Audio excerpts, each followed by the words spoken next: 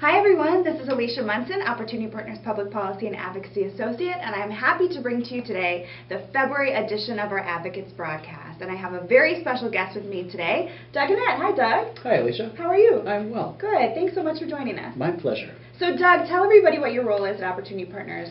I'm the Vice President of Residential and Community Living. And how long have you been with OP?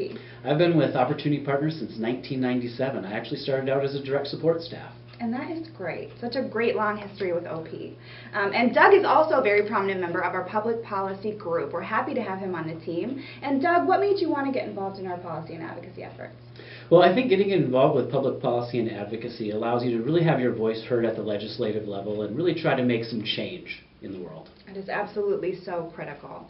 And so we've been talking about our public policy priorities for the 2015 legislative session through these past couple Advocates broadcasts. And Doug is here today to tell us about one of those priorities, the Altair ACO. Doug, what does ACO stand for? ACO stands for Accountable Care Organization. Now, usually you hear that term in the medical field, and it relates to a concept that clinics use to really focus in on primary care as a way of lowering costs within the medical community. We don't really have that situation in community services, but we're hoping to try a pilot program that will have providers focus in on preventative care and getting people into more independent placements, because we know independent placements tend to be much cheaper to the system than higher end intensive care. And so we feel that if we can prevent people from going into more intensive types of care like group homes and DT&H programs, we can save the state some money and get people better outcomes in their lives. That's wonderful, Doug. So who are the other providers that are partnering with Opportunity Partners on this project?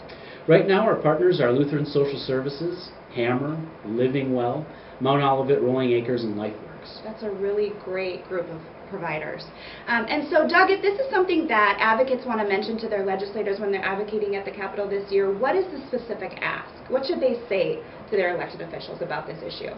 They should ask their legislator to approve funding for a pilot program that will help us see if we can prove this model works and really try to get better outcomes for people with disabilities. Great. And you, of course, have a couple opportunities to discuss this with your legislators at our upcoming days at the Capitol. On Tuesday, March 10th, we're going to be joining ARM and More for a rally at the Cedar Street Armory. All afternoon, we're going to be coordinating meetings with legislators. So if you're interested in joining us for that day, please complete your registration form and send it to me by Tuesday, February 10th. Now, this is a fun fact. Doug has been the first person to submit his registration form for 3 years in a row. So thank you so much, Doug, for getting that to us early. And what is one of the important reasons to join us in events like this? Well, I think everyone needs to get out there to have their voices heard. And to me, the thing is, if you don't go out and tell your legislators about how important these issues are, they're not even going to know that these issues are even out there. And so it's your job to go out and let them know what it really means to you. Right. So again, please be sure to get your registration form completed and sent to me by Tuesday, February 10th. That's also a very important date because we're going to be partnering with the 5% campaign to host a Tuesday at the Capitol. As you know, the Minnesota Consortium for Citizens with Disabilities hosts these events every Tuesday from 10 o'clock to 11 o'clock in the Department of Transportation cafeteria. And on the 10th, we're going to have a couple legislators who have been champions for the 5% rate increase. And of course, you're also going to have an opportunity to share your personal stories about why funding for home and community-based services is so important to you.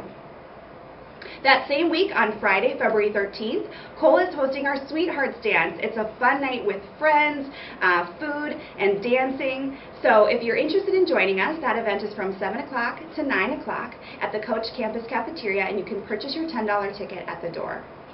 Finally, I want you to mark your calendars for a really special event on Tuesday, February 24th from 6:30 to 8 p.m.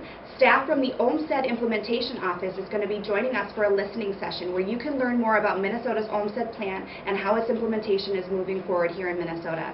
For more information about that event, and if you have any questions about the other issues we discussed today, please feel free to contact me at 952-930-7696 or amunson, A-M-U-N-S-O-N, at opportunities.org.